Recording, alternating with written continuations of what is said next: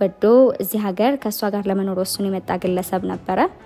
በጣም ትልቅ የሰርግ ሁኔታም ይሁን እንጂ በቀጣይ ህይወቱ እዚህ ሀገር ከመጣ 4 ዓመት እንደሆነው ኢትዮጵያዊትም አሁን አግብቶ ማለት ጭምር ሜላትን አንዳንድ ሰዎች ሲናገሯት ሁሉ ተመልክተናል።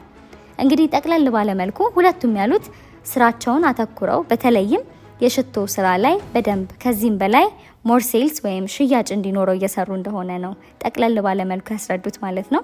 የትዳር ህይወቷ እንደ ቢዝነሱ እየሆነ አይደለም።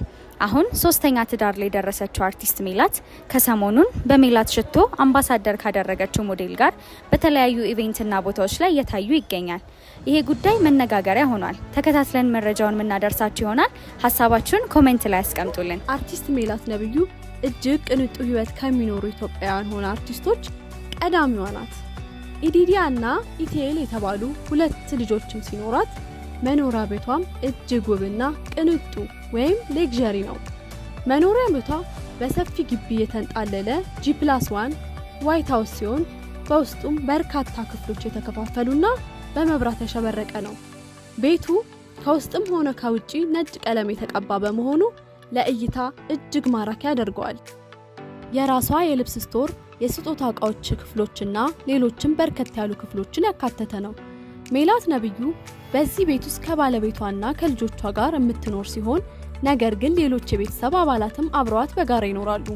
ሜላት ታላቅ እህቷና እንዲሁም የባለቤቷ ልጆች አብረው በዚህ ቤት ውስጥ ይኖራሉ። ሌሎች የሜላት እህቶችም ኑሯቸውን በዚህ ቤት ውስጥ አድርገዋል። እልህኛ ነኝ፣ ማድረግ የምፈልገውን አደርጋለሁ የምትለው ሜላት አሁን ላይ እጅግ ደስተኛ ህይወት እንደምትኖር ያለፈው ህይወቷንም እንደረሳይ ትናገራለች። አልተሰበርኩም፣ አልተጎዳሁም፣ አልተገፋውም ስትልም ጥንካሬዋን በኩራት ትገልጻለች። ሜላት ከፊልሙ አስቀድማ ማስታወቂያዎችን ስትሰራ እንደነበርም ትናገራለች። ማስታወቂያ ከሰራቻቸው መካከል የዘኒት ቅባት፣ የውሃ፣ የፍራሽ፣ የማስቲካና የውሃ ማጣሪያ ማስታወቂያዎች የሚጠቀሱ ናቸው። ከሌሎች ባልደረቦቿ ጋርም ሆና 3 ቤተክርስቲያንን ያሰራች ሲሆን አሁን ላይ በመንፈሳዊ ህይወቷ እጅግ ጠንካራ መሆኗንም ይነገርላታል። በጉማ ላይ የታዩ አስገራሚ ልብስ የለበሱ አርቲስቶችን ወደ እናንተ የምናደርስ ይሆናል።